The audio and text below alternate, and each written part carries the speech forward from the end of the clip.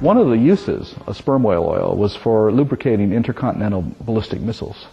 And that's when it dawned on me. Here we are destroying these beautiful, intelligent, social animals for the purpose of making a weapon meant for the mass extermination of human beings.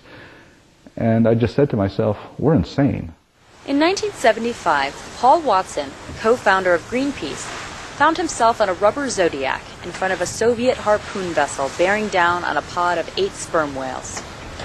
And every time they tried to get a shot, we'd try to block their aim. And suddenly the largest whale in the pod rose up out of the water, and very nonchalantly the harpooner pulled the trigger, and at point-blank range sent an exploding harpoon into the head of the whale, and he screamed and fell back in the water, thrashing, blood everywhere. And I caught his eye, and what I saw in that idea really changed my life, because I saw understanding, that the whale understood what we were trying to do.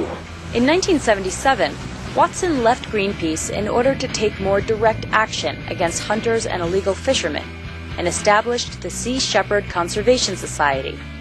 It is dedicated to preserving marine wildlife and habitat for future generations. For the past 30 years, he has stayed one step ahead of the law while protecting whales, dolphins, fish, and seals. In 1986, the International Whaling Commission passed a global moratorium on whaling. All whaling is illegal. Norway and Japan continue to kill whales, and they do so illegally. Japan's killing whales in the North Pacific and in the Southern Oceans, but nobody's doing anything about it. Please remove yourself from these waters. You're in violation of international conservation regulations. We're acting in accordance with the United Nations World Charter for Nature. We've never been convicted of a felony crime, ever. We've never injured anybody, ever. We only oppose illegal activities. Our opposition, the people we go up against, are criminals. When people say, well, you know, you sank half of Iceland's whaling fleet and destroyed their whale processing plant. Yeah, but it wasn't illegal. There's a perception that what we're doing is illegal because the people we oppose have a very powerful public relations organizations. But this is the kind of public relations which is constantly saying environmentalists are dangerous, environmentalists are terrorists.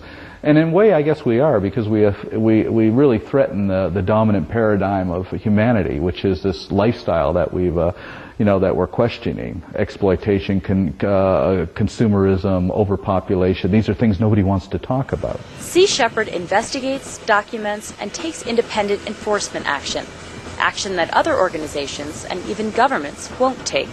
We have to do what the governments of the world are refusing to do. Australia, New Zealand, the United States, all these countries are supposedly committed to doing something about illegal whaling, but all they do is talk about it, and no effective action ever takes place. This year, Sea Shepherd managed to slow down Japanese whalers, but couldn't stop them. I sideswiped it and forced it out of the whale sanctuary. It never did reunite with them, therefore it couldn't offload whale meat, and it didn't transfer any more fuel. Unfortunately, our vessel isn't as fast as theirs, so all we could do is hit and run. Next year, Captain Watson plans to return with a faster boat to shut them down completely. Illegal whaling in the Pacific is only one campaign. A hemisphere away in the North Atlantic, the organization has been equally active. The largest marine wildlife slaughter anywhere in the world is the annual Canadian seal hunt on the east coast of Canada, and last year they killed 350,000 seals, and over the last 3 years over 1 million seals. Canada's commercial cod fishing industry collapsed in 1992 due to overfishing and federal mismanagement, but the government blamed it on the seals. They feel that if they wipe out the seals, the fish will mysteriously come back. In fact, just the opposite is true. Harp seals don't eat cod, but they eat fish that eat the cod. So when you lower harp seal populations, you increase predatory fish populations, causing an even further decline. It's illegal to photograph the seal kill, but Sea Shepherd captures rare and brutal images of these animals being clubbed to death and skinned. That's actually a crime. And so last year I had 11 of my crew and myself were arrested for approaching within a half a nautical mile of a seal being killed without the permission of the Minister of Fisheries. There's so many people in the cities in the world today that have no idea what it's like to go into the woods or into the mountains or to experience nature in any real way. So, we can lead by example, but we certainly don't try to preach. I think that the only way people can get involved with environmental activism or animal rights or whatever is to have an impact on their own personal life. The problem is that all of our victories are temporary, but our defeats are usually permanent, because if we lose a species, we lose it forever.